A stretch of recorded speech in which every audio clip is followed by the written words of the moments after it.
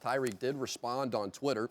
He said, "The last few months have been very difficult for me, especially as a father. The false allegations originally reported in March were highly publicized, involved the care of my son. I am grateful for so many things, grateful for so many people who have supported me during this challenging time. I fully respect and accept the NFL's decision. To the NFL, Commissioner Goodell, and everyone who assisted in this investigation, thank you for your time and for conducting a thorough investigation. I will not let you down." So, Damien Woody, what is your reaction? First, let me say that, with the league finding it inconclusive as far as the assault is concerned, everyone deserves a presumption of innocence. There's no question about that. My thoughts moving forward is clearly from the audio, he did threat his mother of his child. Okay? Combine that with a pattern of Tyreek Hill in these type of incidences dating back to college. And so for me, what's disturbing is that there's nothing, no punishment at all in this particular situation. Compared to Ezekiel Elliott, who had 6 games, and I'm left scratching my head as to why can't the league be more transparent about how they got to this point? Because I'm sitting here and I'm just looking at everything, and like I said, there's a presumption of innocence that Tyreek Hill deserves in this particular case, but there are breadcrumbs that's been going on along the way that make you think this dude doesn't get anything, but Ezekiel Elliott gets 6 games. So I just want some more transparency from the league and how they got to this particular situation, because that's a complaint, and Victor knows this. That's a complaint not only from the players, but I think the fans themselves in regards to how the league administers discipline. So on the topic of transparency, the problem is, Adam said the league is in the investigation business. That's the problem. The NFL doesn't have subpoena power. It doesn't have the power to compel witness testimony. So to the extent to which it can even conduct one of these investigations is limited. And any evidence it finds, with the help of law enforcement, it may not be able to reveal to the public, because it may be confidential. It may be something law enforcement didn't want them to share. So there are all kinds of reasons that transparency is not going to happen in situations like this, especially when it comes to a case involving the welfare of a child. Those matters are even more closely guarded. But the issue is why is the league doing these investigations in the first place, and is it right for them to do it, or should they let the legal system take care of it? The one thing is, there's no more criminal case pending against Tyreek Hill.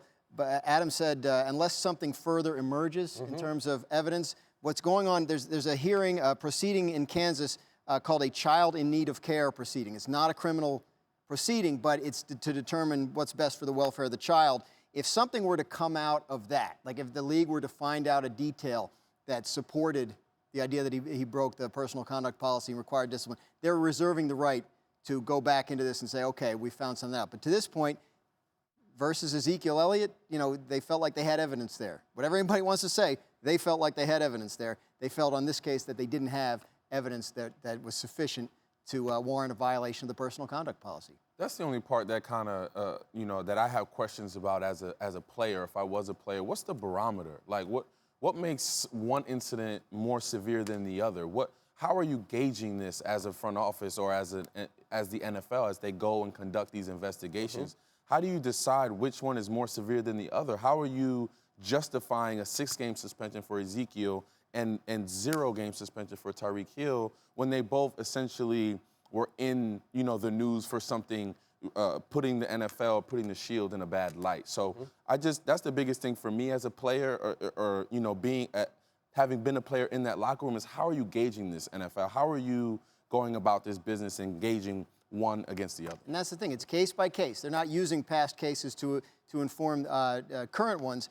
But the problem is it's case by case. But each case doesn't come with an equivalent amount of supporting evidence or information. They might have had more cooperation from people on Ezekiel Elliott. They might have been able to find more information than they did on Tyreek Hill, or vice versa. So that's the problem with this. You can't equate one situation or another, because behind the scenes, when they're doing these investigations, so much rests on what they can get. And very often, it's very little. Get the hell out of this business if you're the NFL, basically. I mean, that's really what it all comes down to. Listen, if you're the NFL, I think what's more important, the NFL needs to take this whole piece of the pie and outsource it somewhere else, okay? Because clearly we're going to keep asking these questions again, and because this is going to come up again with another player, we're going to have the same type of questions again and again. So if I'm the NFL, outsource that somewhere else and just get back to what you do really well, which is market and putting on a good product for the fans. And let the legal system take care of it and let them deem whatever they want to deem is the proper punishment for whatever the crime is, and we'll go from there. Yeah, far less important. I think we all understand that, but the reality, Tyreek Hill is going to be playing football. So we all got to understand that. What does he change most for Kansas City? I mean, obviously a talented player, else we wouldn't be talking about this like this. It's huge. I mean, obviously a guy coming off a 1,400-yard plus receiving season, 12 touchdowns. I mean, a huge weapon for Mahomes. And if Mahomes is going to have that 50-touchdown caliber type of season that we all know he can have, obviously coming off a 50-touchdown season, he's going to need Tyreek Hill, and he's going to need him to continue to play at a high level.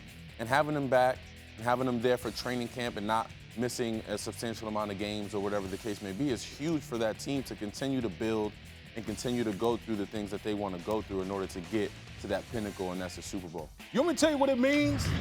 He has something that you can't teach, speed. I don't know, you can evict, we all talk, you ask players, ask teams. He might be the one player that scares teams the most out of any offensive player in the league because he has something that, quite frankly, I don't know if there's any other player that can really touch him as far as his speed and explosiveness. And it scares teams to death. So bringing him back into the mix for the Kansas City Chiefs puts him right back in the fold to try to represent the AFC in the Super Bowl. Thank you for watching ESPN on YouTube. For more sports, highlights, and analysis, be sure to download the ESPN app. And for live streaming sports and premium content, subscribe to ESPN+.